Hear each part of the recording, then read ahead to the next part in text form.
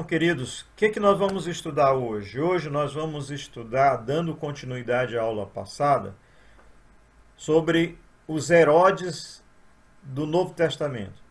Na aula passada, nós estudamos todo o contexto histórico que foi desde o momento pré-exílio, passando pelo exílio, terminando o exílio, indo todo o processo de retorno do povo de Israel do exílio de Babilônia, já sobre o império dos persas, voltando para Judá, através de Zorobabel, através de Esdras e Neemias, com o auxílio dos profetas Ageu, Zacarias e o último dele, Malaquias, quando então encerra o período do Velho Testamento e abre-se um período de 400 anos, chamado período intertestamentário ou intertestamental, ou entre os dois testamentos, ou ainda como silêncio de Deus. E aí Deus volta a falar quando ele então chama para o ministério profético a João Batista. E João Batista é, na verdade, o último profeta do Velho Testamento. E a partir de João Batista, com o batismo de Jesus, a gente tem início aí o período do Novo Testamento. E é esse período que nós estamos estudando, tá? Hoje, nós vamos ainda caminhar um pouquinho antes de começarmos a estudar os evangelhos, que é a primeira parte do estudo do Novo Testamento, olhando ainda alguns detalhes históricos dentro do Novo Testamento, vindo ainda do período intertestamentário, entrando no Novo Testamento, para que você, quando abrir a sua Bíblia e ler, você vai entender todos esses detalhes que subjaz a essa questão histórica, que sem esse conhecimento a gente lê, mas não entende, mas não compreende exatamente o que está se passando. Então você, ao abrir os evangelhos e ao abrir o livro de Atos dos Apóstolos, você vai encontrar inúmeras referências a Herodes. O problema é que esses Herodes que você vai encontrar no Novo Testamento, eles não são a mesma pessoa, são pessoas distintas.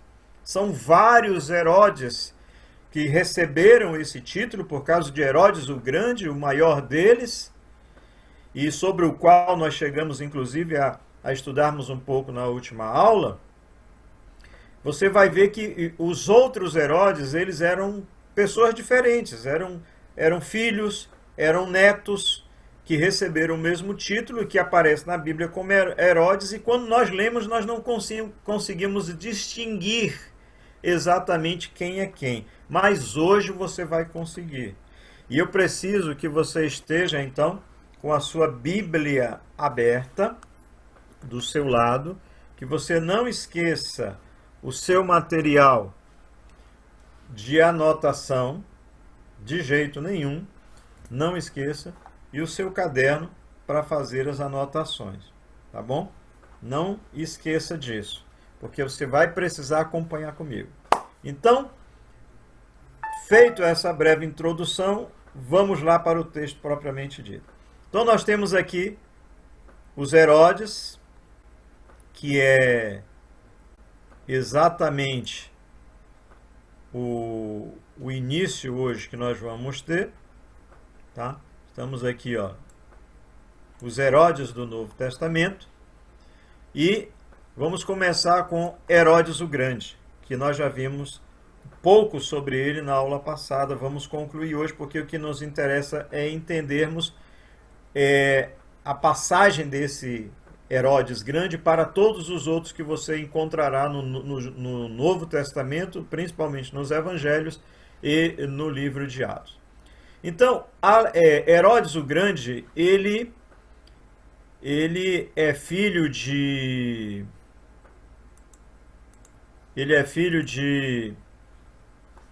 Antípatre. E quem foi Antípatre? Né? Quem foi este homem? Antípatre foi nada mais, nada menos do que o embaixador de Judá,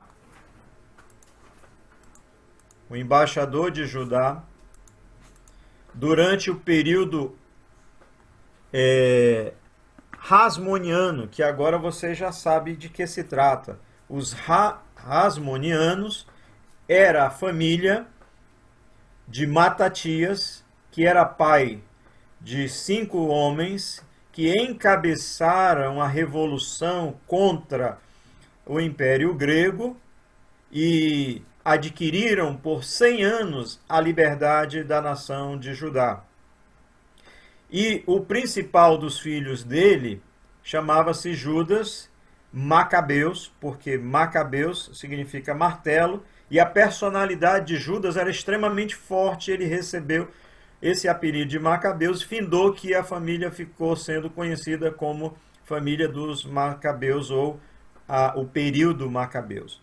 E vocês lembram que durante aquele período intertestamentário foram escritos então 1º e 2º Macabeus, que são livros históricos, e a gente tem aqui em 1 Macabeus capítulo 12, no versículo 16, está em inglês, mas eu vou ler aqui em português, na minha Bíblia de Jerusalém. Esse texto diz: tendo, pois, escolhido Noêmio, filho de Antíoco, e Antípatro, que é Antípatre, filho de Jasão, enviamo-los aos romanos para renovar a amizade e a aliança que nos uniam a eles outrora.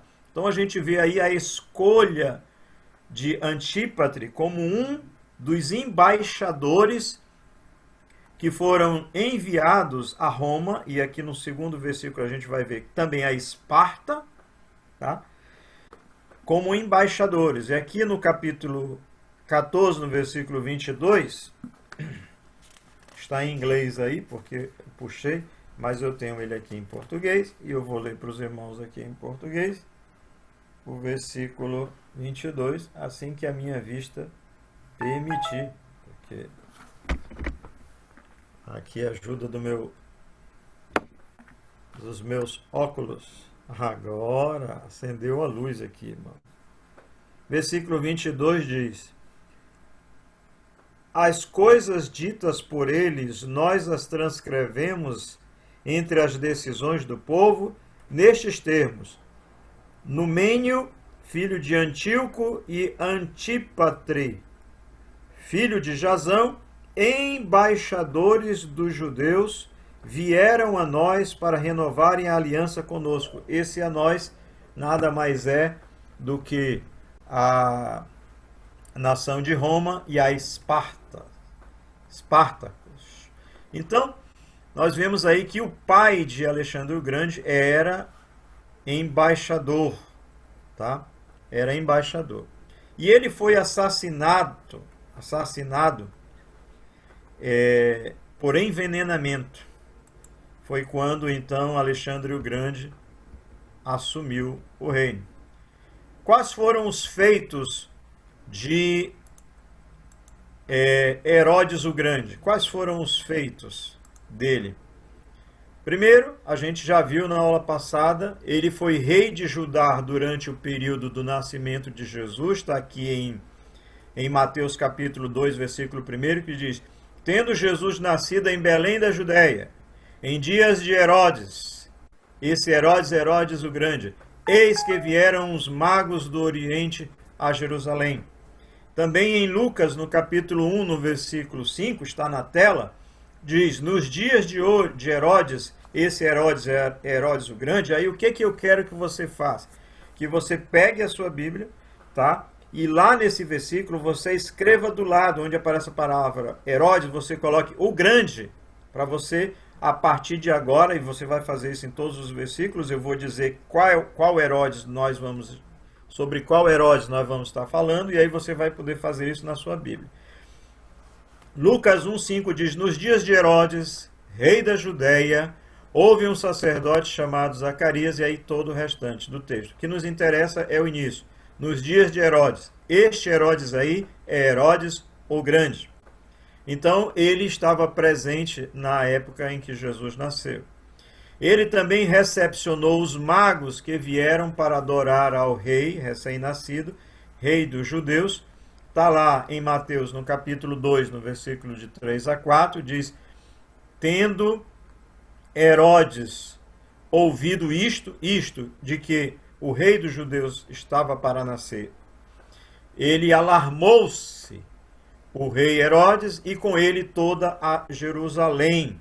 Esse Herodes ainda é Herodes o Grande. Agora preste atenção que o texto diz que Herodes se alarmou com a notícia de que um rei, o rei prometido já na época de Davi, estava para nascer. Lembrando que Herodes não era judeu, Herodes era da linhagem de Esaú, portanto ele era edomita, não é?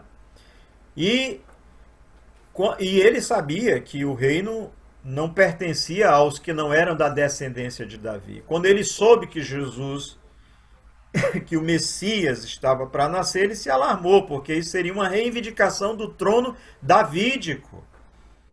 Agora, o fato é que não só ele se alarmou, mas com ele toda Jerusalém. Por que toda Jerusalém se alarmou? Porque quando a notícia se espalha de que o Messias estava para nascer, a nação, sabendo do temperamento de Herodes, sabendo que era um homem grosseiro, um homem altamente violento, eles sabiam, toda a nação sabia, que isso traria repercussão da atitude de Herodes sobre a própria nação, como de fato aconteceu. Porque ao receber essa notícia, Herodes então, diz o texto aqui, ele convoca todos os principais sacerdotes e escribas do povo e indaga deles onde Cristo deveria nascer. Agora eu quero que você preste atenção, queridos. Quando ele chama os sábios, os escribas, os sacerdotes, os escribas vêm, eles falam a Herodes onde Jesus ia nascer, porque eles conheciam as escrituras. Eles, quando abriam as escrituras, eles tinham um entendimento exato de onde Jesus nasceria e de quando Jesus nasceria. Portanto, eles foram informados, olha o que o texto diz, que eles foram informados por ele onde ele deveria nascer. Olha o que diz o texto. Vendo-se iludido pelos magos, enfureceu-se Herodes grandemente e mandou matar todos os meninos de Belém e de todos os seus arredores, de 2 anos para baixo, conforme o tempo do qual com precisão se informara dos magos. Então, ele já sabia o tempo e o lugar, ele sabia pelos escribas que haviam dito para ele ao analisarem as escrituras. Então, queridos, olha, nós temos aqui uma informação preciosa de que o corpo religioso da época de Jesus estava habilitado a entender, a compreender o momento histórico do nascimento de Jesus. Eles sabiam exatamente que aquele era o período que Deus, sobre o qual Deus havia escrito nas Sagradas Escrituras, através dos profetas, acerca do nascimento de Jesus. Portanto, eles tinham toda a possibilidade de terem reconhecido Jesus, recebido Jesus e entendido que de fato ele era o Messias. Lamentavelmente não fizeram por conta própria. Nós vimos aí, né, estamos no Herodes o Grande, que ele determinou então o extermínio de todos os inocentes de 2 anos para baixo. Foi um massacre, muito choro, muita lágrimas, muito desespero, porque esse homem conseguiu abalar a nação toda com a sua fúria, com a sua sede de poder, com a sua gana pelo apego por aquilo que representa a autoridade do ponto de vista humano. A Bíblia coloca esse texto como Raquel chorando pelos seus filhos. Então imagine hoje, que é o Dia das Mães, um massacre numa proporção dessa. E aí, irmãos, ele também reformou e ampliou o Templo de Jerusalém. Herodes o Grande foi um grande construtor. Esse homem realizou construções inimagináveis. Ele, não com o povo judeu, mas fora da nação judaica, e quando ele queria pegar dos judeus apoio, ele realizou obras extraordinárias. Eu vou citar aqui alguma delas. Nós estamos vendo aqui a imagem do templo, apenas do templo do Novo Testamento.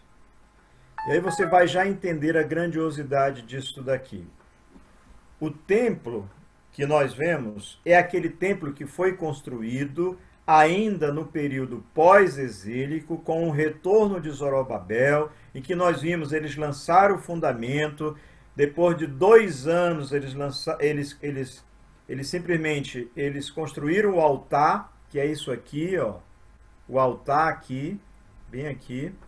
Eles construíram o altar. 2 anos depois lançaram os fundamentos do templo. Aqui, ó, tá aqui o templo. Eles lançaram essa parte aqui, esse fundamentozinho aqui, ó, por fora, tá? Aí, na época de Herodes o Grande, ele querendo obter o apoio dos judeus, porque lembrando, ele não era judeu, ele era da linhagem de Esaú. Ele pega o templo e faz uma ampliação do templo e aumenta consideravelmente, faz uma reforma e aumenta consideravelmente o templo.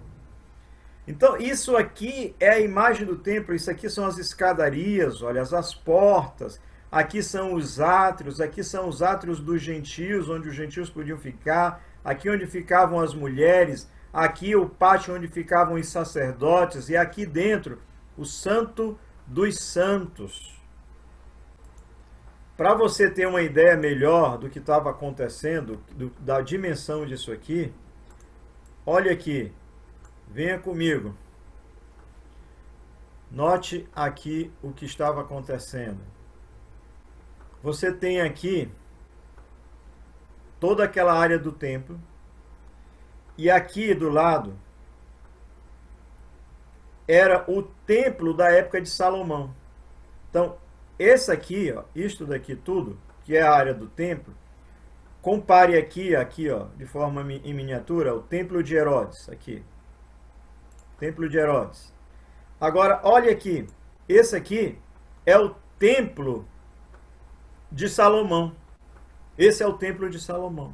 Agora, olha a proporção, olha o tamanho do templo de Salomão para o tamanho do templo construído por Herodes. A dimensão, a grandiosidade, algo absolutamente desproporcional em relação àquilo.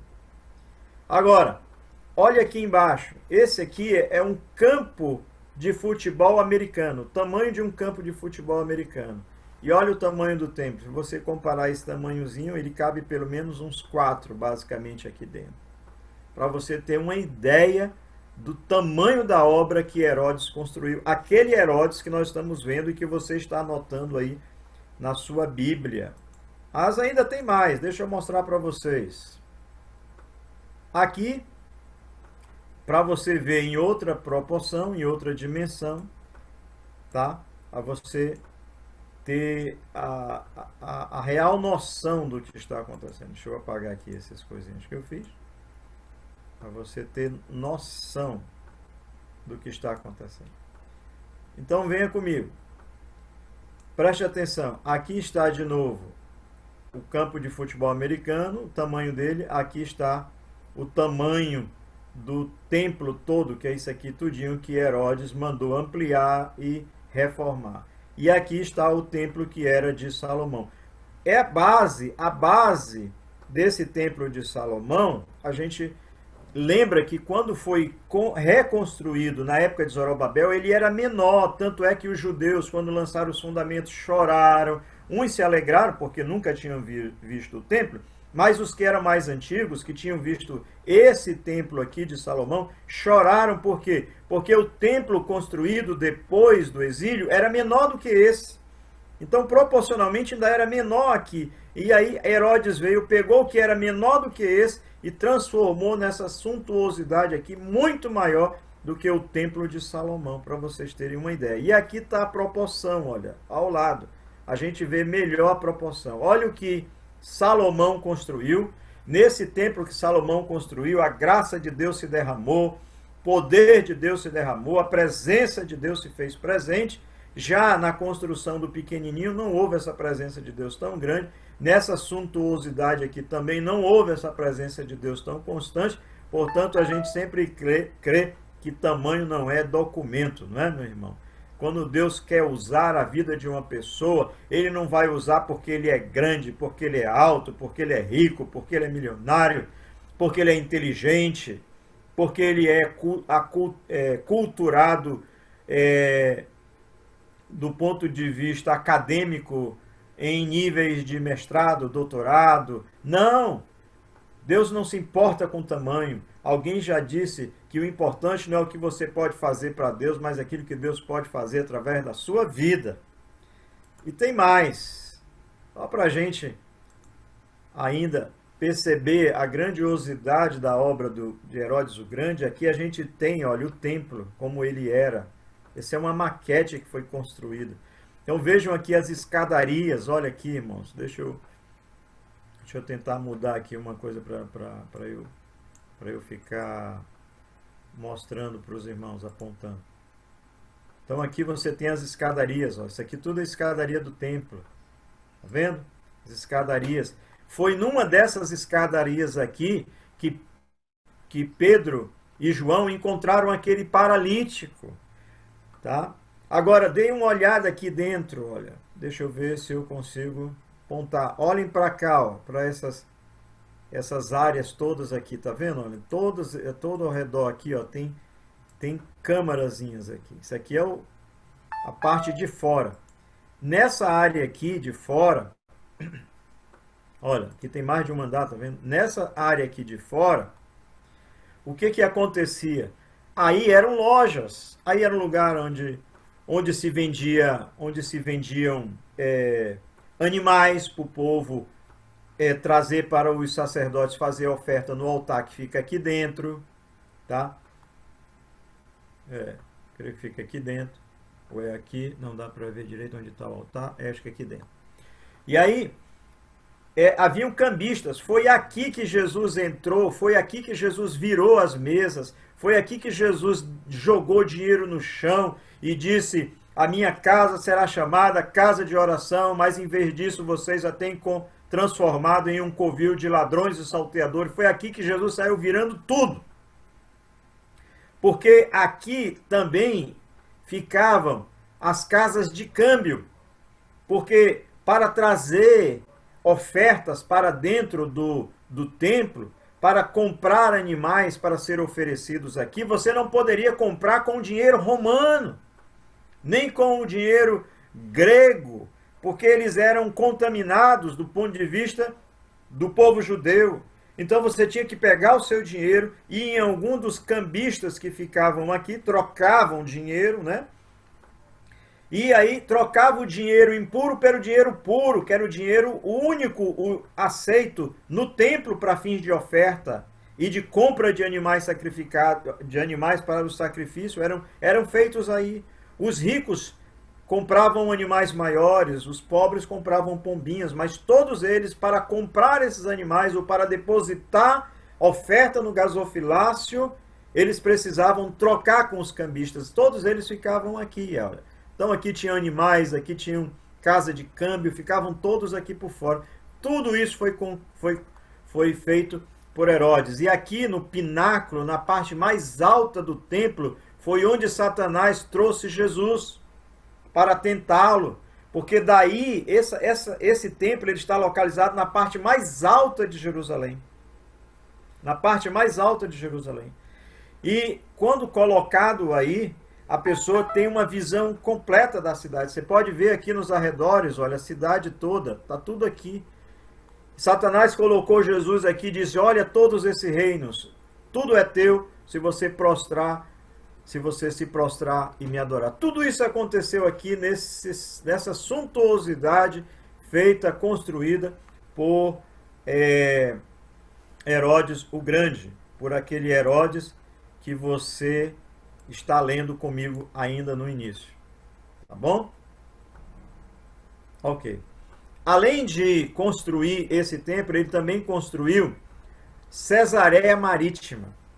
Queridos, Cesareia Marítima foi um porto que esse homem inteligentíssimo fez, construiu na parte norte de Israel, numa profundidade tão grande que ele foi... Se você sabe o que acontece lá em Dubai, em que eles criaram ilhas, hoje com a tecnologia, Herodes o Grande criou na época dele. Ele trouxe blocos de pedras enormes e colocou dentro do mar para criar ali um porto. Queridos, dê uma olhada. Você tem uma ideia aqui, ó. Os navios que vinham de Alexandria, que vinham de Roma, que vinham da Grécia, eles não tinham onde parar, porque aqui é um mar muito profundo. Esse camarada fez isso daqui tudinho com pedras e construiu um porto para receber mais de 400 navios. Mais de 400 navios. Esse homem não poupou dinheiro, é muito dinheiro para fazer tudo isto daqui. Nessa Cesareia Marítima aqui, que Herodes construiu, além disso daí, ele construiu também o seu palácio, que não está aqui para os irmãos verem, porque eu não consegui a foto, mas a suntuosidade do palácio que ele construiu para ele, a fortaleza que ele construiu para ele, é outra maravilha do mundo. Outra maravilha do mundo. Agora, voltando aqui comigo, nós estamos apenas estamos apenas no Herodes o Grande. A gente precisa caminhar muito ainda. Então vamos lá.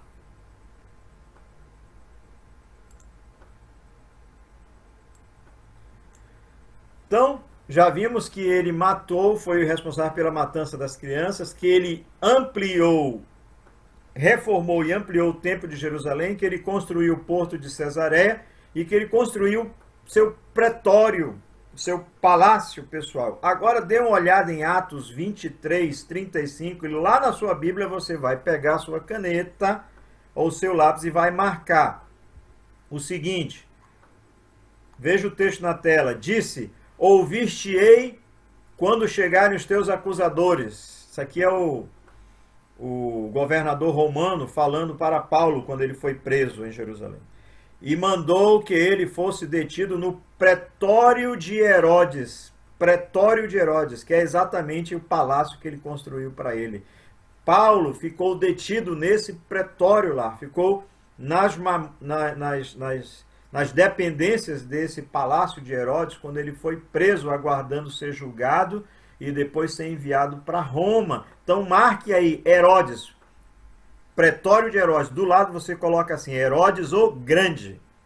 Tudo bem? Maravilha, irmãos. Concluímos a questão do Herodes o Grande, agora vamos ver os seus descendentes. Esses descendentes aqui que nós vamos ver, eles são os outros Herodes que vão aparecer na Bíblia, e eu vou apontar para você todas as referências que você vai marcar aí na sua Bíblia, agora você vai conhecer. Então, o primeiro descendente dele é Arquelau. Olha o que diz o capítulo 2, versículo 22 da sua Bíblia. Você vai pegar agora, você vai marcar que o Herodes que vai aparecer agora não é mais o grande, é Herodes Arquelau, tá?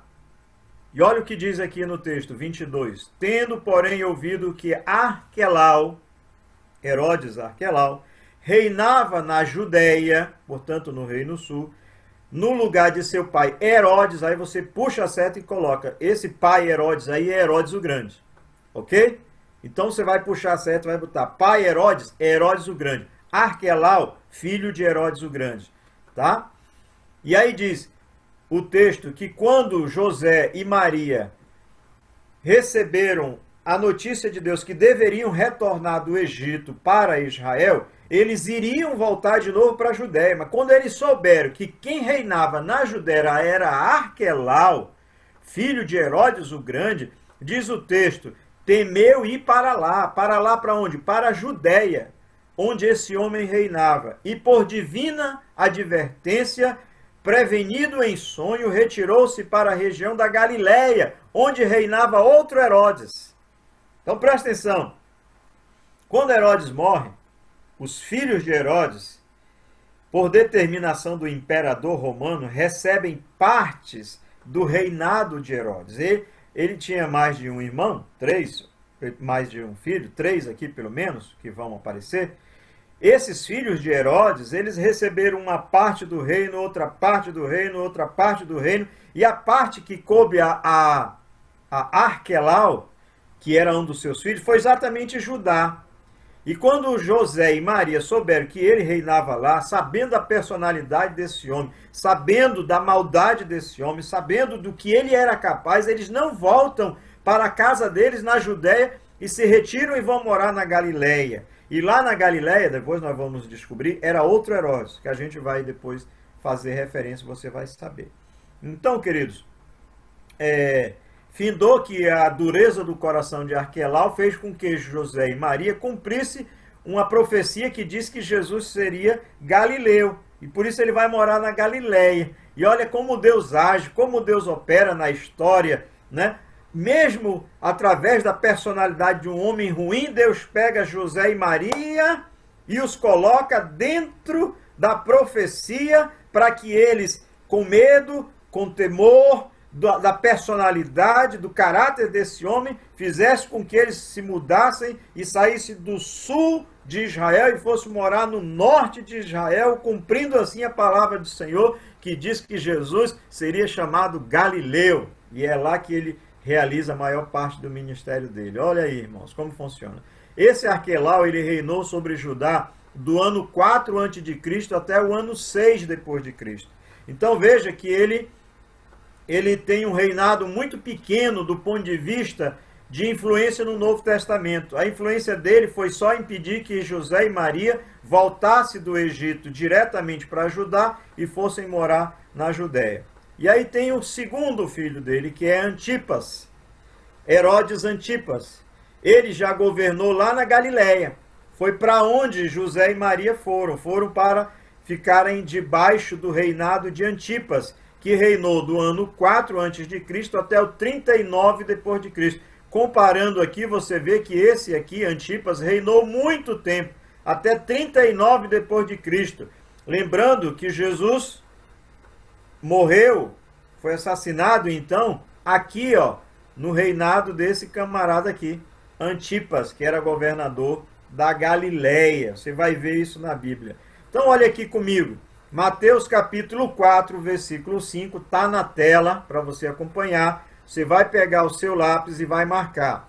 Porém, por aquele tempo, ouviu o tetrarca Herodes, esse Herodes aqui, você vai puxar a linha do lado e vai dizer Herodes Antipas. Não é Herodes o Grande, não é Herodes que nós acabamos de ver aqui, o Arquelau, é Herodes Antipas. Tudo bem? Então, olha, por aquele tempo, ouvindo o tetrarca Herodes a fama de Jesus, então esse homem foi rei nesse período. Jesus não só esteve na frente dele, como esse homem ouviu a respeito de todos os milagres que Jesus fazia. Esse homem ouviu das maravilhas, esse homem ouviu da pregação de Jesus, mas o seu coração nunca se quebrantou para Deus. E em Lucas capítulo 3, versículo 1, está na tela, diz, no 15º ano do reinado de Tibério César, veja que era Tibério o imperador que reinava, sendo Pôncio Pilatos governador da Judéia, e aí você entende por que Pilatos foi ser governador da Judéia, porque Arquelau só reinou até o ano 6º e foi deposto. Aí Roma mandou para lá Pilatos. Então, com a saída, com a queda de Arquelau, passa a reinar em Judá, a governar em Judá, um governante romano, que era Pilatos, enquanto que Antipas reinava na Galiléia, na parte norte. E aqui está dizendo, olha, no 15º ano do reinado de Tibério César, sendo Pôncio Pilatos governador da Judéia, Herodes, tetrarca da Galileia. Quem é esse Herodes? Antipas. Você vai pegar aí na sua Bíblia, puxar a linhazinha do lado e vai dizer Herodes Antipas. Maravilha, você está começando agora a identificar os Herodes da Bíblia, e quando você lê o Novo Testamento, nunca mais vai ser a mesma coisa. Porque agora você sabe quem é quem na história do Novo Testamento. E aí diz aqui o texto que por aquele tempo ouviu o tetrarca Herodes a fama de Jesus e disse aos que o serviam: este é João Batista, e ele confunde aí, e confunde Jesus com João Batista. No versículo 3 diz, porque Herodes, aí você puxa a setinha do lado e coloca Herodes Antipas, tá? E aí você vai descobrir mais coisas sobre ele. E o que você vai descobrir é que Jesus o chamou de raposa. Olha o que está em Lucas capítulo 13, versículo 32. Ele, porém, lhes respondeu. Disseram que Herodes tinha dito para Jesus, tinha mandado um recado para Jesus, que ele não era para ele ficar ali. E Jesus mandou um recado para ele. Olha a ousadia de Jesus. Ele, porém, ele é Jesus, lhe respondeu: ide dizer a essa raposa que hoje e amanhã eu vou ficar aqui para expulsar demônios e curar enfermos e fazer o que mais? E só no terceiro dia eu vou embora. Então Jesus manda um recado para o rei, diga para essa raposa que você é rei sobre a face da terra, mas eu sou o rei dos reis, o senhor dos senhores, eu sou aquele que é o verdadeiro rei de Israel, e eu vou ficar aqui, somente no terceiro dia eu vou embora, e nesses 3 dias eu vou curar, eu vou expelir demônios, eu vou fazer maravilhas em nome de Jesus, porque não há nenhuma autoridade sobre a face da terra que impeça, que seja um bloqueio para que a glória de Deus se derrame sobre a vida da sua igreja, do seu povo, quando Jesus quer agir, quer operar. Aleluias. E história é isso. Jesus é o Senhor da história. Ele manda dizer ao rei: tu és uma raposa. Então imagina, irmãos, quando ele chama esse homem de raposa, e Jesus conhece o interior da pessoa, conhece a alma, o que ele quis dizer sobre o caráter desse homem? Esse homem, esse Herodes Antipas, ele também Jesus foi levado à presença dele, a mando de Pôncio Pilatos, durante o julgamento. Então veja, por que Jesus foi julgado por Pilatos? Porque Pilatos era governador da Judéia. Na Judéia ficava Jerusalém. E Jesus foi preso em Jerusalém, lembrem disso. Jesus foi preso em Jerusalém, portanto, sobre a jurisdição do governador romano. Mas quando Herodes foi julgar Jesus, ele descobriu algo interessante. Olha, em Lucas 23, 7, diz: ao saber que Jesus era da jurisdição de Herodes, porque Herodes Antipas, porque Jesus morava na Galileia, e quem era governador, quem era rei na Galileia era Antipas.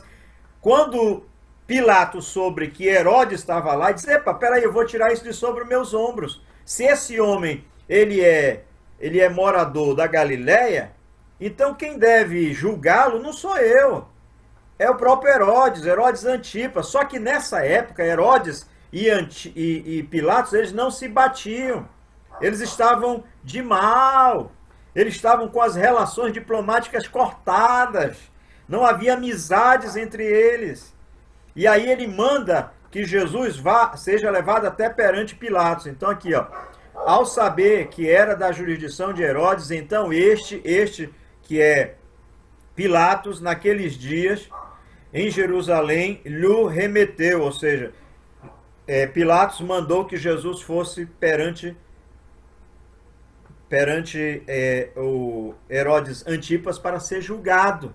Então Jesus foi levado perante esse homem. Jesus se confrontou com esse homem. Jesus olhou nos olhos desse homem. Esse homem debochou de Jesus. Esse homem fez com que as pessoas, os seus súditos, batessem em Jesus, espancassem Jesus e dissessem para ele: profetiza quem te bateu, não é?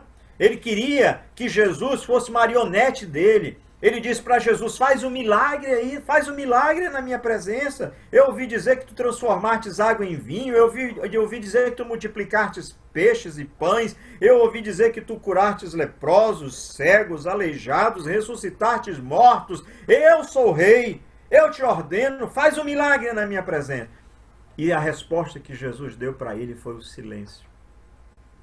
Porque Deus não se submete à autoridade de ninguém, a não ser que Deus assim o determine. O Filho de Deus não se submete à autoridade de ninguém, exceto quando Deus assim o determina. Então, o que mais que esse homem fez? Esse homem, esse incidente aqui de ter recebido Jesus para ser julgado, pelo simples fato de que Jesus era um morador da Galileia, reaproximou Herodes Antipas do governador romano Pilatos. Eles reestreitaram as relações diplomáticas porque Herodes se sentiu valorizado, se sentiu privilegiado de ter sido reconhecido, ou tido a sua autoridade reconhecido pelo um governador romano. E olha o que aconteceu em Atos, em Lucas 23, 12. Naquele mesmo dia, Herodes, aí você vai pegar o seu lápis, puxa Herodes do lado e coloca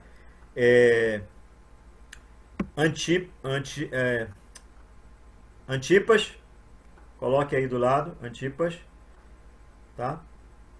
Naquele mesmo dia, ou seja, naquele dia em que ele mandou Jesus para ser julgado por ele, Pilatos e Herodes se reconciliaram, pois antes eles viviam inimizados um com o outro. Então olhe como esse fato aproximou as relações diplomáticas aí entre um rei judeu, né, e um governador romano. E outra coisa, esse homem, esse Herodes Antipas, ele é mencionado também na oração da igreja, após Pedro ser milagrosamente libertado da prisão. Vá para Atos, capítulo 4, versículo 24, diz: porque verdadeiramente se ajuntaram nesta cidade, que é a cidade de Jerusalém, contra o teu servo Jesus, ao qual ungistes. Herodes, puxa de novo aí, e coloca Herodes Antipas.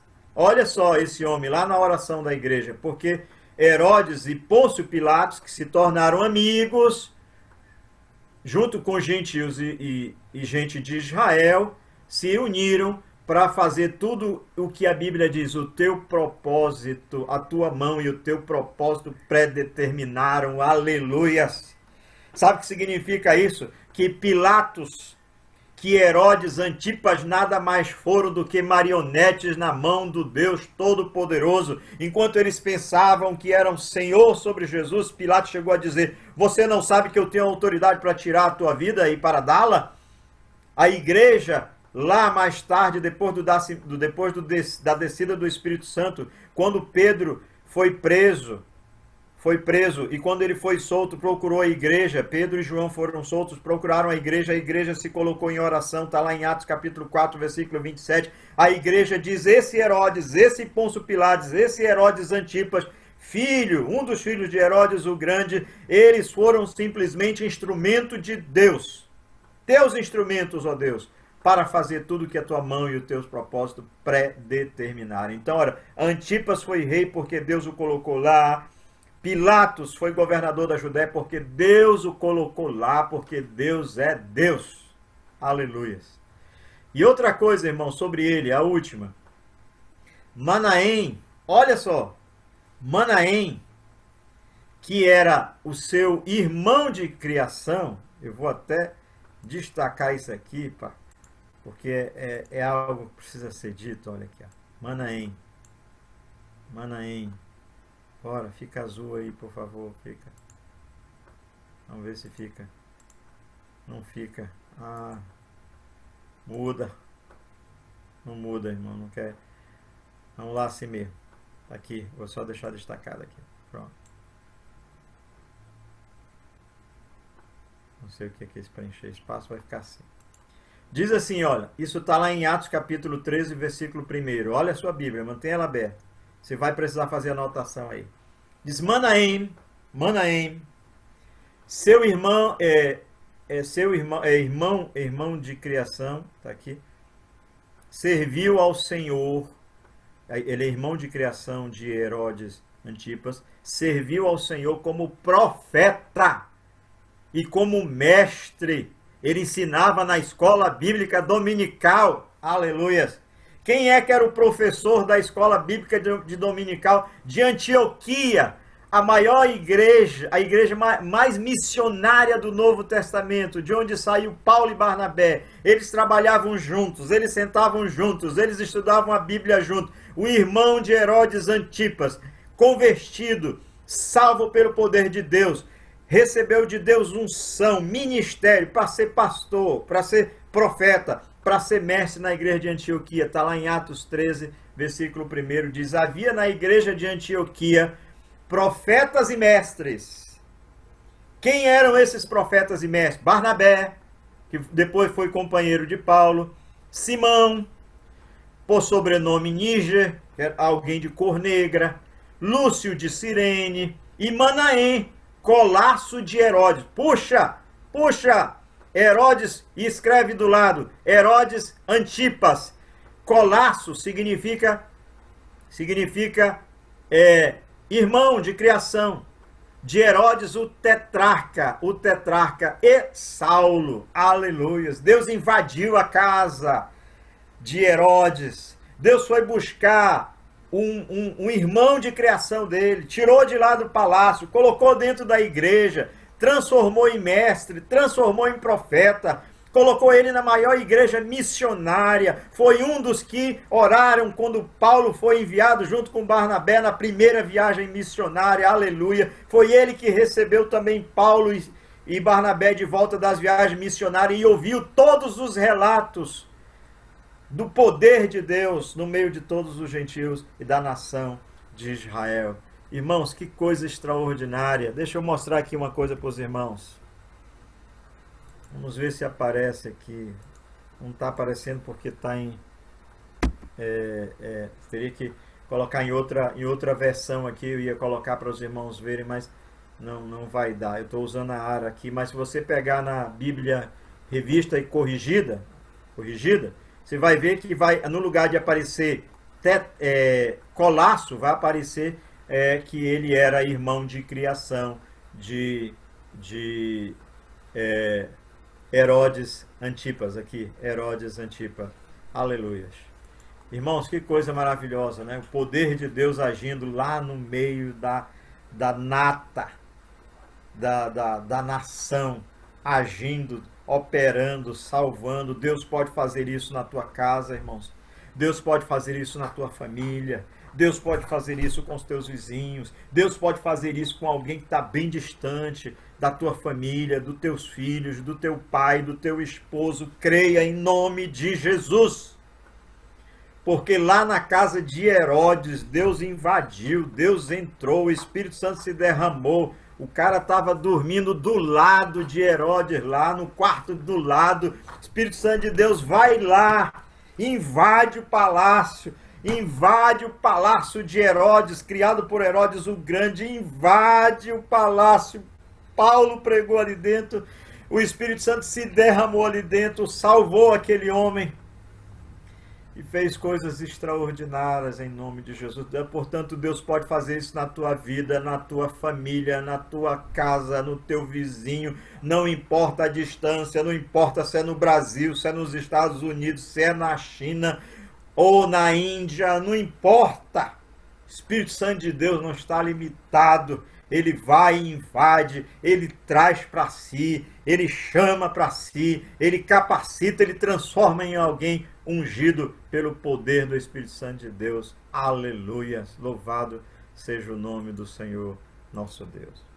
E aí nós vemos para o outro Herodes, que também vai aparecer na Bíblia. O nome dele é Filipe. E ele vai aparecer para mostrar uma trama terrível que aconteceu entre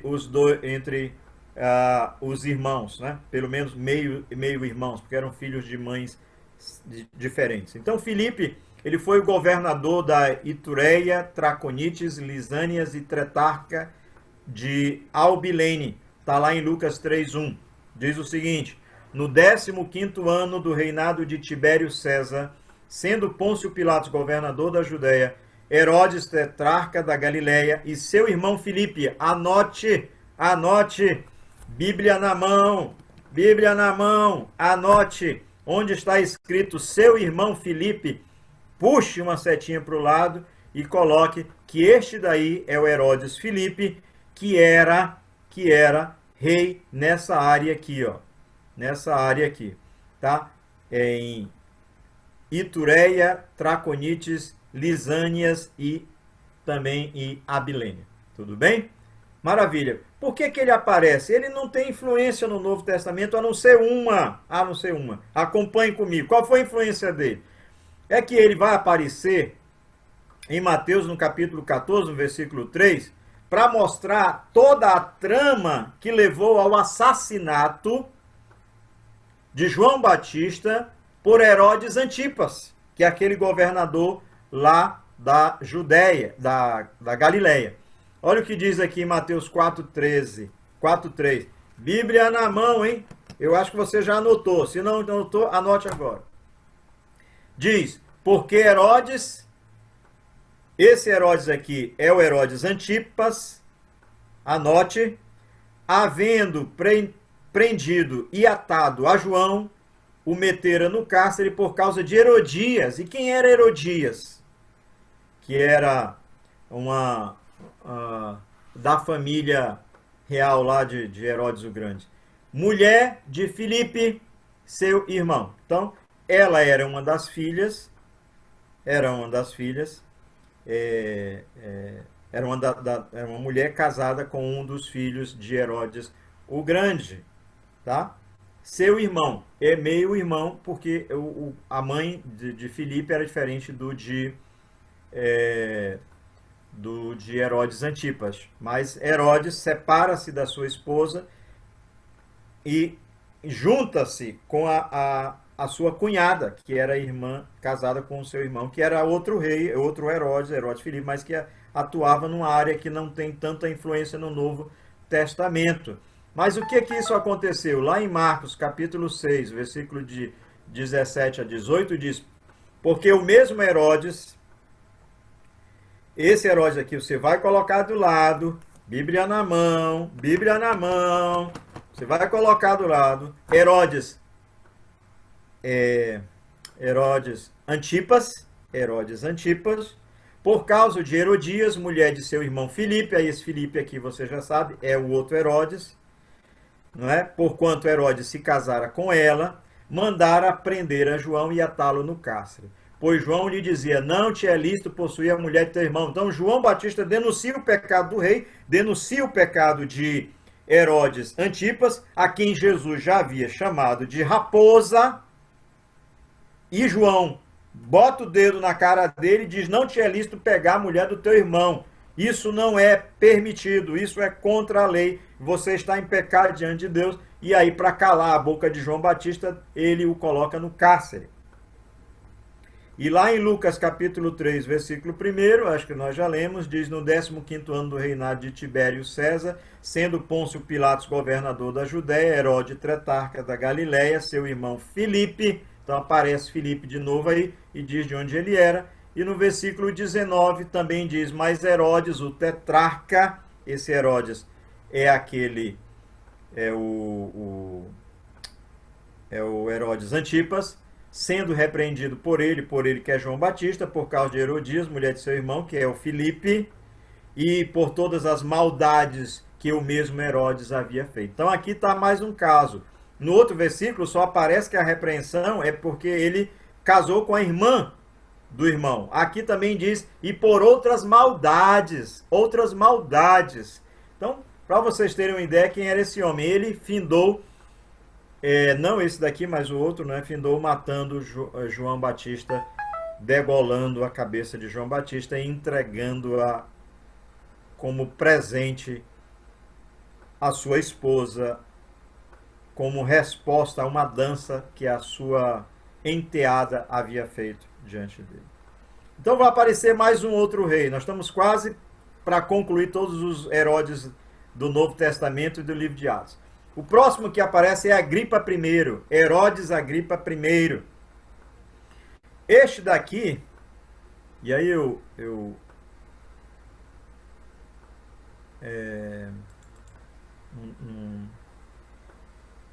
a mídia não veio mais, lamentavelmente.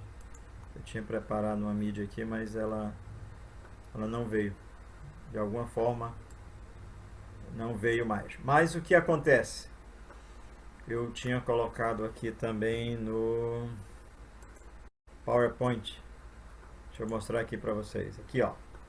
A gente tem Herodes o Grande, tem Arquelau, foi a primeiro que governou lá de 4 até 6 depois de Jesus. Aí saiu de cena, e aí no lugar dele entra o Pilatos, que não era governador, que não era rei, era só governador romano lá na Judéia. Aí vem Herodes Antipas, que reina onde? Na Galiléia, onde Jesus passou basicamente toda a sua infância, toda a sua adolescência, idade de jovem, e aos 30 anos começa o seu ministério, foi sobre o poder deste homem aqui. Herodias aqui, ó, que era casada com Filipe, irmão portanto, de Herodes Antipas, né? Irmãos aqui, e aqui está Herodias aqui bem no meio 2, e esse daqui significa que ele também casou com ela. Né? E aí, eu creio que eu coloquei aqui também, mais na frente,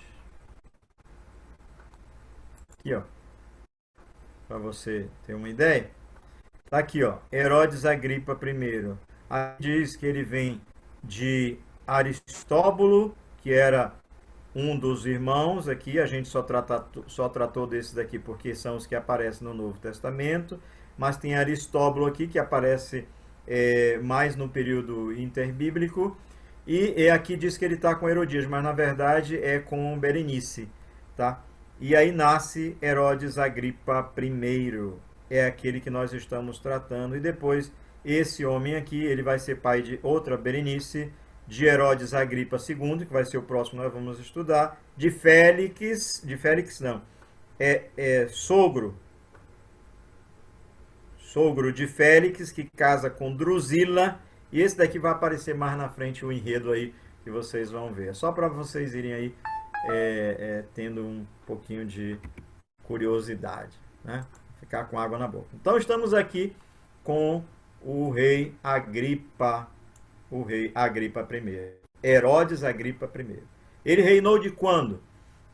Ele reinou no período que foi de 41 a 44 depois de Cristo, tá? Então, veja que o reinado dele já no período de Jesus, já no Novo Testamento. Já no período de Jesus não, já no período do Novo Testamento, já depois de Jesus, né? Então, em 40 a 44 depois de Cristo. E aí, esse camarada, ele é filho de Aristóbulo e neto de Herodes. Então veja, Herodes o Grande, esse camarada aqui, que a gente está estudando agora, é neto de Herodes o Grande e é filho de Aristóbulo, como eu mostrei agora para vocês. E aí o que acontece? Esse rapaz, esse pai dele, Aristóbulo, morreu quando ele tinha 7, ainda em 7 depois de Cristo. Quando ele morreu, o pai dele morreu, ele ainda adolescente, talvez com 17 anos de idade, sua mãe o manda para estudar em Roma. Tinha dinheiro, então vai para Roma, vai estudar em Roma, né? Ou seja, vai para Harvard, vai estudar em Harvard, vai estudar em Cambridge, vai estudar em Oxford, vai estudar na universidade famosa lá da Colômbia, né? Colômbia, eu acho o nome. Vai estudar nas maiores universidades. Qual era a maior da época? Em Roma. E ele vai para estudar em Roma e olha, na universidade ele conhece, se torna amigo pessoal de Gaio. E quem era Gaio? Calígula, um dos imperadores de Roma, que se tornou depois, né? Ele se tornou, esse Calígula aqui, que era Gaio, se tornou imperador romano em 37 depois de Cristo. E aí, quando ele foi imperador, foi esse imperador romano aqui, não é? Que após exilar Antipas, aquele anterior, que a gente estava vendo, não é? Que era tio desse daqui, era tio, deu o seu reino, que era desse daqui, deu deu a Judéia e Samaria a Agripa I, rei Herodes Agripa I, seu amigo de Calígula. Assim, o seu reino, o reino de Agripa I, se tornou em proporção igual ao de Herodes o Grande. Olha só como esse jovem aqui, que foi estudar em Roma, que perdeu o pai cedo, que entrou na faculdade, que fez boas amizades, que voltou depois como rei, conseguiu ter o maior reino, o maior território em termos de reino, igual ao do seu avô, bisneto, né? Alexandre o Grande, neto de Herodes. Então, veja como a coisa aconteceu. Esse camarada, esse rei Agripa I, foi ele que mandou matar Tiago, que era irmão de João, filho de Zebedeu. Lembra? Olha, Atos 12, 1. Bíblia na mão para anotar. Coloque aí. Por aquele tempo, mandou o rei Herodes. Que rei Herodes? Anote aí do lado. Agripa I. Anotou do lado? Amém. Agripa I. Por aquele tempo, mandou o rei Herodes prender alguns da igreja para os maltratar. Dentre eles aqui estava Tiago, que foi assassinado. Olha aqui, ele também prendeu. Quando ele mandou matar Tiago, ele também, vendo que o povo gostou, o povo aplaudiu, oh, maravilha, acaba com eles mesmo. E aí ele vai e pega Pedro também. E olha o que diz em Atos, capítulo 12, de 2 a 5. Acompanhe comigo. Bíblia na mão. Olha o que diz. Fazendo passar a fio da espada a Tiago, isso é Herodes Agripa I, irmão de João, João apóstolo, então ele era apóstolo, esse é o Tiago apóstolo, não era Tiago irmão de Jesus, não era aquele Tiago que era o pastor da igreja de Jerusalém, tá? Era o apóstolo. Vendo ser isto, a matança de Tiago, agradável aos judeus, ele prosseguiu prendendo também a Pedro. Prendeu a Pedro. Mas eu quero que você preste atenção nesse detalhe do texto aqui, porque só relendo é que a gente vai perceber esses detalhes. Olha o que aconteceu aqui. Cadê? Olha aqui. Diz, tendo-o feito prender, lançou-o no cárcere. Até aí tudo bem, vai para a prisão, deixa Pedro lá. Pedro estava tipo peru, guardado, né? Para morrer depois da véspera. Ele queria matar a Pedro somente depois das festividades da Páscoa. Não seria conveniente matar uma pessoa durante as festividades da Páscoa, porque todos estavam envolvidos em questões religiosas. Então ele coloca Pedro na prisão. Até aí, tá certo. Agora olha o detalhe. Ele disse, tendo feito prender, lançou no cárcere e entregou a quatro escoltas de soldados, cada uma, para o guardarem. Por que Herodes Agripa I coloca Pedro aprisionado com 4 escoltas? 4 escoltas. E em cada uma dessas escoltas tinha 4 soldados. Meu Deus, o homem era só um. Só um. E além de ser só um, ele estava num presídio de segurança máxima. Um presídio de segurança máxima. Para que 4 escoltas por dia? E por que em cada escolta 4 soldados? Por quê? Porque Agripa I sabia que Pedro já tinha sido preso outras vezes e que Deus miraculosamente o havia tirado de lá. Portão se abriu automaticamente. As cadeias caíram das suas mãos, dos seus pés automaticamente. Ele sabia das outras vezes que Deus havia livrado Pedro da prisão, que havia mandado soldados lá para livrá-lo, e ele diz, agora eu vou me assegurar que esse homem vai ficar preso. E aí coloca Pedro com 4 escoltas, e em cada escolta, 4 soldados. Não adiantou. Não adiantou. Porque Deus foi lá e tirou Pedro. Deus foi lá e enviou um anjo e tirou Pedro. Aleluias, querido, esse é o nosso Deus. O homem pode fazer plano, vai lá, faz tudo, coloca um monte de gente, coloca arma, coloca corrente, coloca soldado, coloca escolta. Deus vai lá, manda um anjo, acorda Pedro. Pedro, acorda aí. Pedro de noite dormindo. O que está acontecendo? Levanta aí. Levanta, coloca a tua capa. Tu vai sair à noite, à madrugada, eu não quero que você fique resfriado. Olha o zelo de Deus. Coloca a capa. Calça a sandália, calça a sandália. Pronto. Aí agora me acompanha. Quando ele vai andando, os portões vão se abrindo automaticamente. Pá! E os guardas lá do lado, sem ver coisa nenhuma, sem entender coisa nenhuma, sem perceber nada. Isso acontecendo de forma invisível aos seus olhos. 4 soldados lá, em cada parte lá. E Pedro andando no meio deles com o anjo acompanhado ali, saindo. Passa o primeiro guarda, passa o segundo guarda, passa o terceiro guarda, passa o quarto guarda. Abre-se o portão da penitenciária. Pedro sai. Quando ele chega lá, o anjo diz, agora, tu tá vestido, tu tá calçado, tu tá liberto, agora é por tua conta, meu amado. Deus já fiz o que Deus mandou fazer. Agora é o seguinte, vai lá para a igreja e na igreja encontrarás o refúgio do Senhor para a tua vida. É assim que Deus faz, irmãos. Deus vai lá, nos tira da penitenciária, nos tira das prisões da alma, das prisões físicas, das prisões emocionais. Estamos presos lá, Satanás botou de tudo para nos prender. Deus vai lá, manda um anjo, quebra tudo, tira. Só que Deus, para nos libertar, Ele não mandou anjo. Ele nos mandou o Senhor Jesus. E Ele manda o Senhor Jesus com sangue, com preço muito grande, com preço altíssimo. Meu irmão, você foi comprado por preço altíssimo. E você tem que viver de modo digno desse evangelho, pelo preço pelo qual você foi comprado.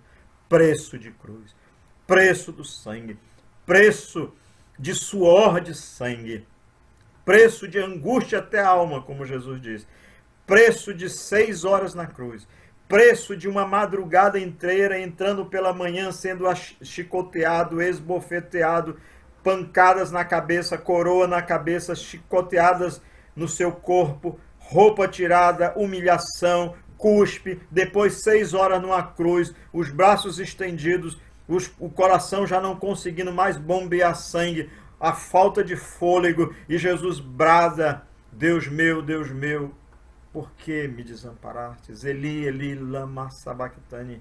Eu estou experimentando, Jesus estava dizendo naquela hora, Deus, eu estou experimentando o peso da condenação, do juízo sobre todos aqueles a quem tu escolhestes antes da fundação do mundo. Herodes Agripa I pensava em prender Pedro. Deus enviou um anjo. Satanás pensava em nos prender. Deus enviou Jesus Cristo para nos libertar. Um certo pastor foi convidado, foi chamado, melhor dizendo, para ir à casa onde uma jovem do interior do Amazonas, que não sabia nem ler, nem escrever, não tinha nenhum conhecimento. Essa jovem estava em Manaus, na casa de alguém. Geralmente é muito comum trazer as pessoas do interior para servir como empregadas domésticas, ou então a família muda para cá e eles vêm também. Essa moça estava possessa num quarto que não tinha quem a segurasse, imbuída de uma força sobrenatural. Os pais, desesperados, perguntaram de um, de outro, disseram, olha, tem um pastor fulano de tal, manda chamá-lo. Pastor Caio Pai, pastor da Igreja Presbiteriana de Manaus por muitos anos. Um homem sábio, um homem que era advogado rico, que foi chamado por Deus para ser pastor lá no Rio de Janeiro, para ser pastor em Manaus. Deixou uma fortuna, rasgou o diploma dele de direito o maior índice de aprovação na Universidade Federal do Amazonas, ele rasgou o diploma. Ele pegou o anel de formatura, como um desse meu, que também é formação em Direito. Ele tirou o anel de formatura e colocou numa cesta de oferta para a obra missionária e veio embora para Manaus para ganhar um salário mínimo. Pastor Caio Pai. Ele foi pastor, esse homem foi pastor da Igreja Presbiteriana de Manaus por muitos anos. Foi ele que discipulou o pastor José João, que o substituiu por muitos anos e que, graças a Deus, ainda serve o Senhor na nossa igreja. E nós temos o privilégio de o ter como pastor ainda. Graças a Deus, vivo, servindo ao Senhor e que ainda há de ser extremamente útil na mão do Senhor. Como é? Esse pastor foi chamado para ir à casa dessa moça. Ele chamou o filho dele, que à época também era pastor, pastor Caio Fábio de Araújo Filho. Quando esses homens ligaram o carro para sair da casa deles, a moça disse: eles estão vindo, lá onde ela morava. Quando eles pararam o carro na frente da casa dela, onde ela estava, a endemoniada, disse: eles acabaram de chegar. Quando abriram a porta do carro, que o pastor Caio Filho, que à época era um hippie, drogado, viciado, lá no Rio de Janeiro, e que veio para Manaus por causa do chamado do pai dele, revoltado, revoltadíssimo, porque ele não queria deixar as praias de Copacabana, do Rio de Janeiro, onde ele era um dos caras conhecidos, onde ele estudava jiu-jitsu com os filhos dos Gracies, para vir aqui para Manaus, que não tinha nada na época. E ele veio aqui, era mais revoltado ainda, e com 18 anos Deus o chamou para Jesus, o salvou lá. Quando ele saiu para dar um tiro na cabeça dele, ele estava numa moto com revólver no lado, ali na rua Duque de Caxias, onde tem uma igreja, um templo, antigo templo central da Assembleia de Deus. Havia muita gente na rua, ele não conseguiu passar, parou a moto, alguém pegou na sua mão e disse: por favor, entre, porque Deus tem uma palavra para você. E ele disse: bom, já que eu já vou tirar a minha vida, não custa nada entrar. Ele entrou e ficou na galeria ouvindo a mensagem. Quando o homem de Deus começou a pregar, ele disse que ele não entendeu nada, mas o homem de Deus disse: Jesus Cristo é o Senhor. Ele disse que aquela palavra veio sobre ele, o arrebatou dali. Na mente dele, ele começou a pensar: se esse Jesus é Deus, se esse Jesus é Senhor, meu Deus, então ele tem que dominar sobre a minha vida. Sai de lá, vai para a casa dele, volta para a casa dele, vai dormir na casa dos pais, uma noite na casa dos pais, porque ele não fazia isso. De manhã, quando ele acorda, o pai dele vê os urros que ele estava dando e as pancadas no quarto. Quando ele entrou lá, ele viu que o filho dele, embora possesso não da mente, mas o corpo dele estava tomado por seres espirituais que o jogava de um lado para o outro. E o pastor Caio olhou para ele e disse: eu não gerei filhos para ser habitação de demônios. Meu filho, em nome de Jesus, fica livre.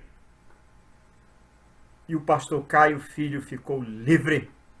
E em pouco tempo Deus derramou o Espírito Santo tão poderosamente sobre a vida daquele homem, que a Igreja Presbiteriana de Manaus, que tinha 70 membros, passou para 600, a maioria deles hippies, ganhados nas ruas da cidade de Manaus. Esse pastor Caio Filho, na época,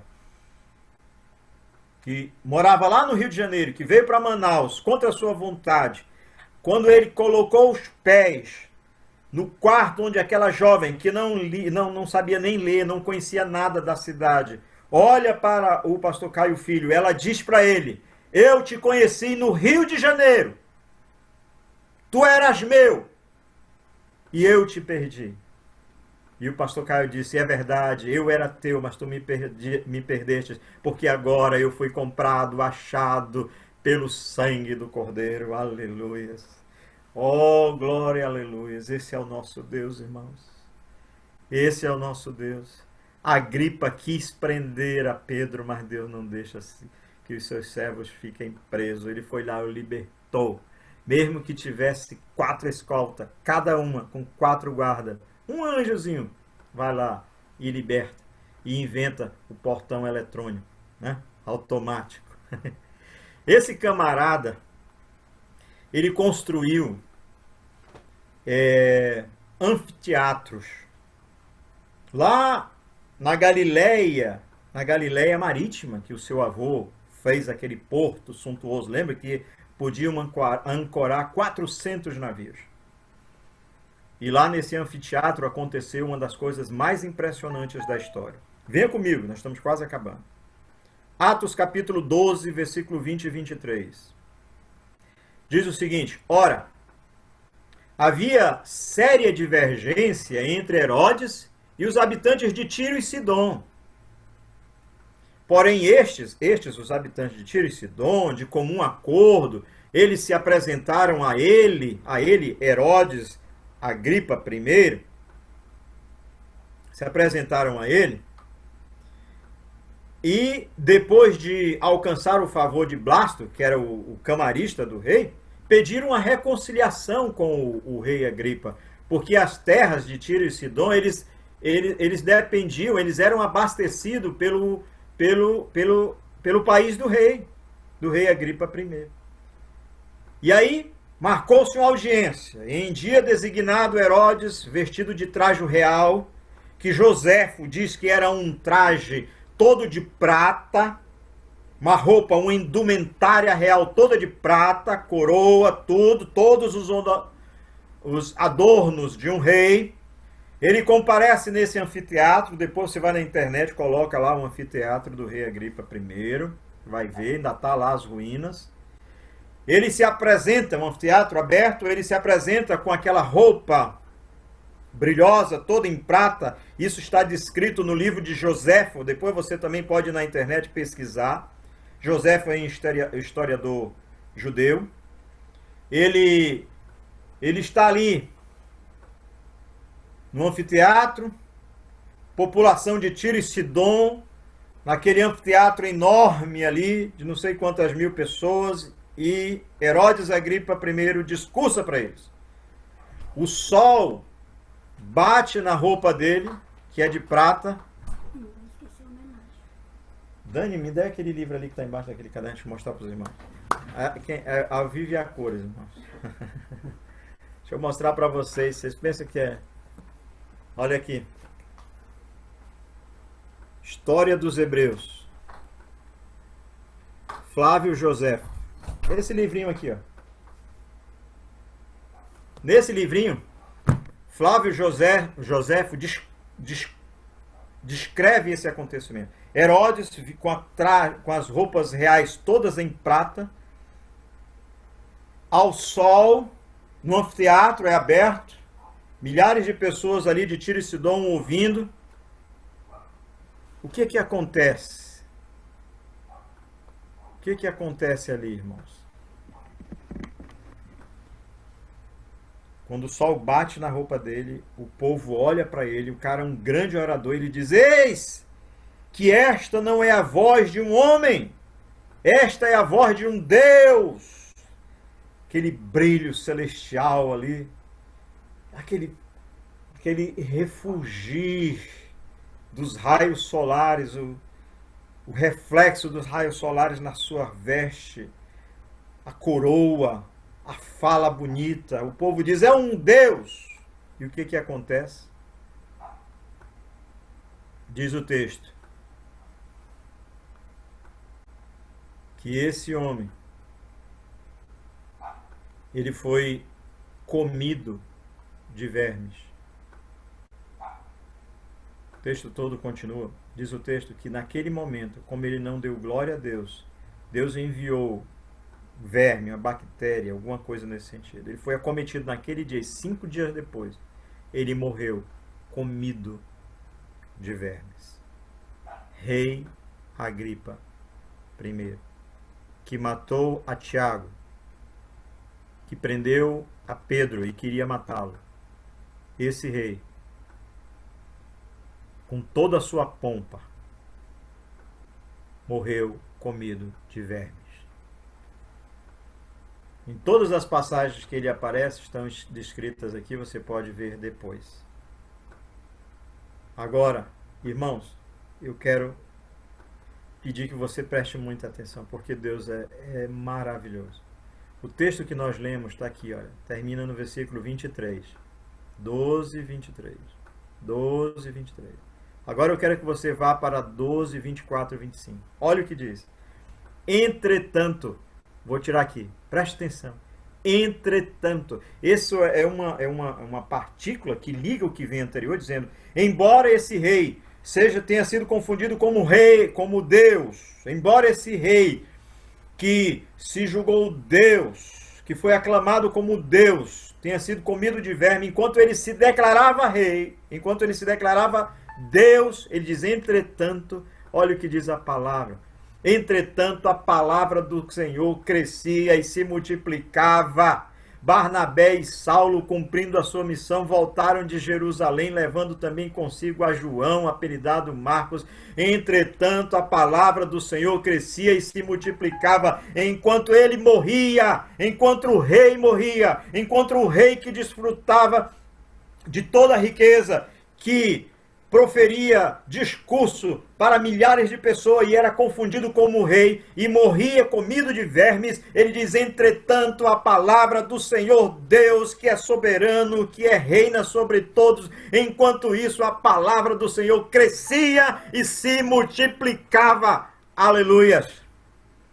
É assim que Deus faz, irmãos. Que coisa extraordinária. Um rei que quer ser rei, que quer estabelecer o seu domínio, Deus vai lá e o mata comido de morte, mas aqueles seus, ele faz com que a palavra prospere, cresça e se multiplique pela sua graça e pela sua misericórdia. Aleluias. Alguém fez um risquinho aqui que eu vou apagar. Aleluias. Deus é Deus, Deus é Senhor, Deus é todo-poderoso. Aleluias. Irmãos, enquanto tudo pode estar desmoronando de um lado, do outro, Covid-19, coronavírus, controle, crise mundial, depressão econômica, não sei nem se esse é o termo, mas enquanto tudo isso acontece, a palavra do Senhor cresce e se multiplica. E você é prova disso, que está aí na sua casa, assistindo, ouvindo esse estudo das Sagradas Escrituras, porque Deus é Deus, Deus é Deus, Deus é Deus, Deus é Deus, aleluia, aleluias, glória ao nome do Senhor.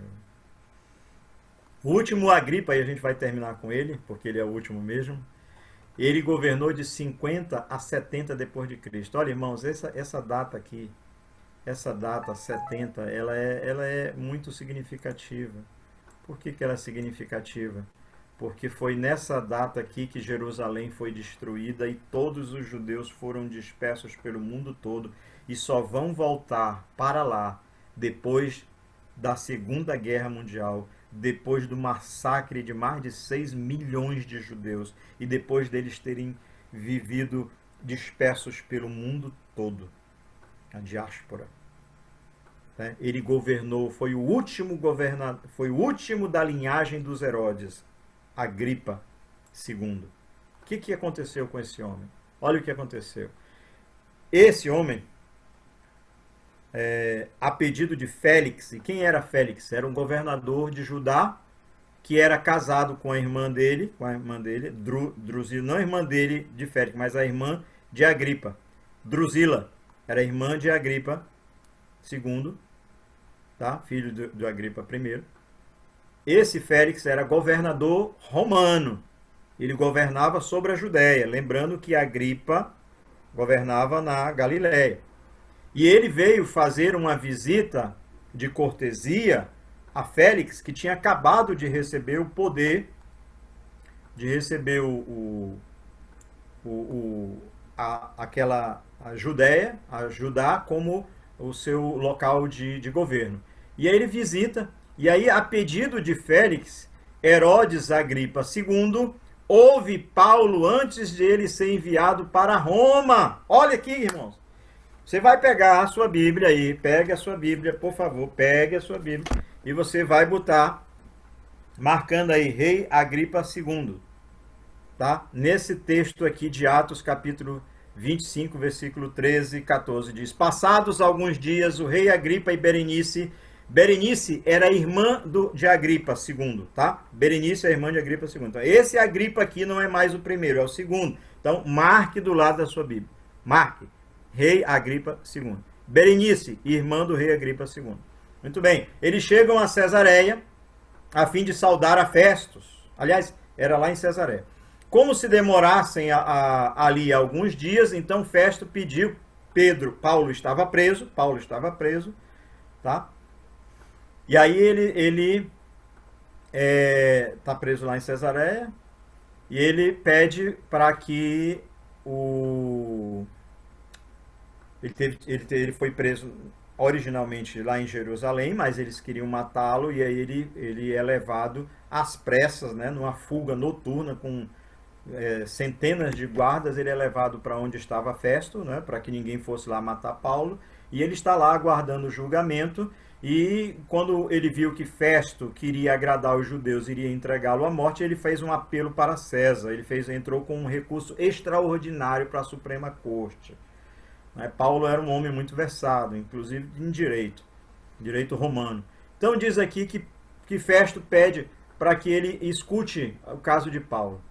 E aí aqui diz, de fato, no dia seguinte, vindo Agripa e Berenice com grande pompa, eles eram reis, né? Um rei e a irmã de um rei, com grande pompa, tendo eles entrados na audiência, possivelmente no mesmo anfiteatro onde o Agripa anterior morreu comido de vermes, né?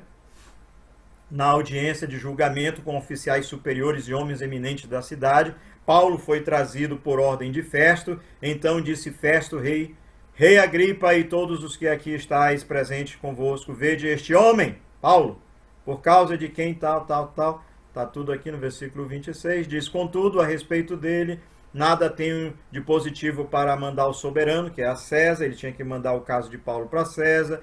Ele pede então que Agripa ouça e o ajude a escrever a carta, mandando Paulo para ser julgado por César. Então, esse homem ele era versado em todos os costumes dos judeus. Olha o que diz 26:2. Tenho-me, isso é Paulo falando. Isso aqui é Paulo falando.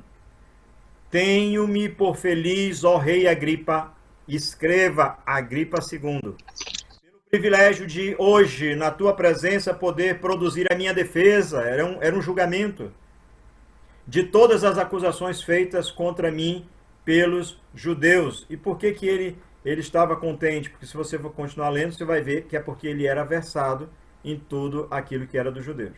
E ele também acreditava nos escritos dos profetas. Olha o que Paulo diz para ele no meio do discurso dele. Ele diz, acredita ao rei Agripa II, anote, nos profetas? Bem sei que tu acreditas, porque esse rei, Agripa II, eu acho que era bisneto, sabe de quem?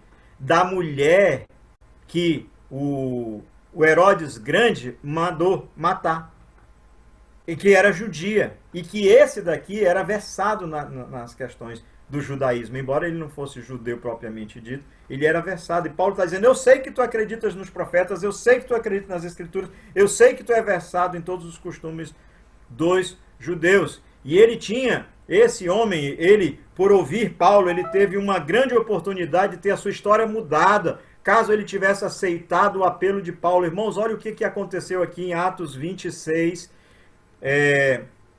Atos 26, 24 a 29. Diz, dizendo ele estas coisas em sua defesa, Festo interrompeu em voz alta. Festo era o governador. Estás louco, padre? Ou Paulo, as muitas letras te fazem dele lá, quer dizer, o conhecimento que tu tens é tão grande que tu já estás ficando louco. E Paulo diz, não estou louco, ó excelentíssimo Festo, pelo contrário, digo palavras de verdade e de bom senso, porque tudo isto é do conhecimento do rei a quem me dirijo, o rei Agripa. Deixa eu clicar aqui e ver se ele abre. Não, ele não abre. Tá aqui o texto todo. Porque tudo isto é do conhecimento do rei a quem me dirijo com franqueza, pois estou persuadido de que nenhuma destas coisas lhe é oculta, ou seja, de todos esses acontecimentos que Paulo estava narrando a respeito de Jesus, não era oculto, ele sabia, ele conhecia tudo que havia acontecido lá em Jerusalém. Porquanto nada se passou em algum lugar escondido. A crucificação de Jesus foi pública. E ele diz, acreditas? Paulo se vira para Agripa II. Olha só, irmãos, que oportunidade da história deste homem. Acreditas, ó rei Agripa, nos profetas? Bem sei que acreditas. Então Agripa se dirigiu a Paulo e disse, olha a resposta desse homem ao apelo de Paulo. Ele diz, Paulo, por pouco me persuades a me fazer cristão. E essa palavra pode ter vários significados. Pode dizer, Paulo, isso aí é muito pouco para que eu me converta. Ou então pode significar, olha Paulo, por pouco eu não aceito Jesus como Senhor e Salvador da minha vida. E Paulo então responde, assim Deus permita que por pouco ou por muito, não somente tu, ó rei Agripa, porém todos os que aqui estão, todas essas autoridades, Festo, as mulheres ricas aqui, todos se tornem quais tal eu sou, exceto essas cadeias. Que oportunidade que esse homem teve de salvação, irmãos, e lamentavelmente não aproveitou. Que pena, que pena. E aí, o que aconteceu? Quando ele terminou o julgamento, ele reconheceu que Paulo era inocente. Olha o que diz o texto. A essa altura levantou-se o rei e também o governador e Berenice, bem como todos os que estavam assentados com ele, e havendo-se reunido à parte, falaram uns com os outros, ali como se fosse um jurado, e disseram, este homem nada tem feito passível de morte ou de prisão. Então Agripa se dirigiu a Festo e disse, Agripa II se dirige a Festo e diz, este homem bem podia ser solto se ele não tivesse entrado com um recurso extraordinário para o Supremo Tribunal Federal, que era em Roma. Olha aí, que coisa extraordinária. Há boatos que esse homem, na verdade, ele tinha uma relação incestuosa com a própria irmã, que era Berenice, né? Mas Agripa e Berenice muito se esforçaram. Isso aqui é tirado de um texto que eu vou mostrar para vocês. Agripa e Berenice muito se esforçaram para evitar o derramamento de sangue da revolta dos judeus. A revolta dos judeus que aconteceu lá em 60 e pouco depois de Cristo. Não é? O templo foi terminado em 67 depois de Cristo, 67, 68. E em 70 houve a destruição do templo e de toda Jerusalém. E ambos, Agripa e Berenice, apoiaram o general romano Tito e ficaram em sua companhia. E olhe só, irmãos, e Tito, para comemorar a destruição de Jerusalém, ele financiou magníficos Jogos Olímpicos, a um elevado custo em Cesareia de Filipos, para celebrar a conquista de Jerusalém. E o rei Agripa II estava, sem dúvida, presente a esses jogos, e ele se regozijava como um romano a derrota do seu próprio povo. Está lá no livro, no comentário do livro de Atos da editora Cultura Cristã. E eu quero concluir dizendo o seguinte, irmãos, olha, acompanhe aqui comigo. Vou concluir. Em todos os evangelhos, eu vou fazer isso a partir aqui do coisa, porque fica melhor aqui do slide final.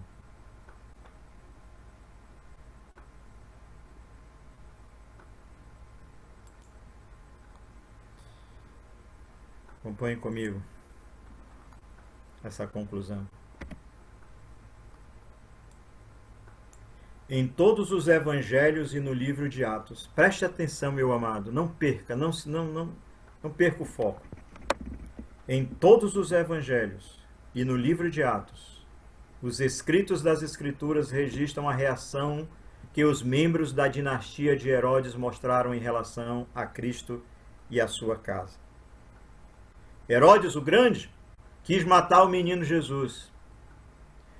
Na geração seguinte, o seu filho Arquelau governou a Judéia com impiedade, forçando José e Maria, o menino Jesus, a irem morar em Nazaré, em Belém, e não em Belém, que ficava na Judéia. O outro filho dele, que era Herodes Antipas, decapitou João Batista. Uma geração mais tarde, o neto de Herodes, o Grande, o rei Agripa I, matou o apóstolo Tiago e prendeu a Pedro.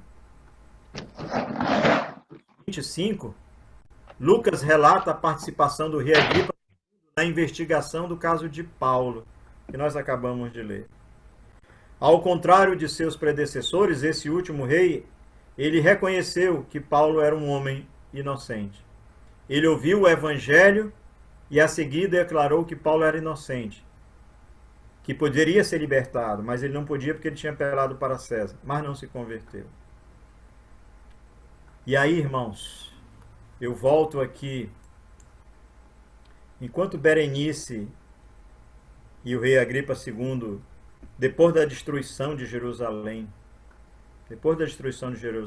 assistiam jogos olímpicos e se alegravam com aquilo, mesmo depois da destruição do seu povo. A gente pode repetir aqui, olha, enquanto a palavra do Senhor, entretanto a palavra do Senhor crescia e se multiplicava. Aleluias, aleluias. Deus é Senhor da história. Amém, amém.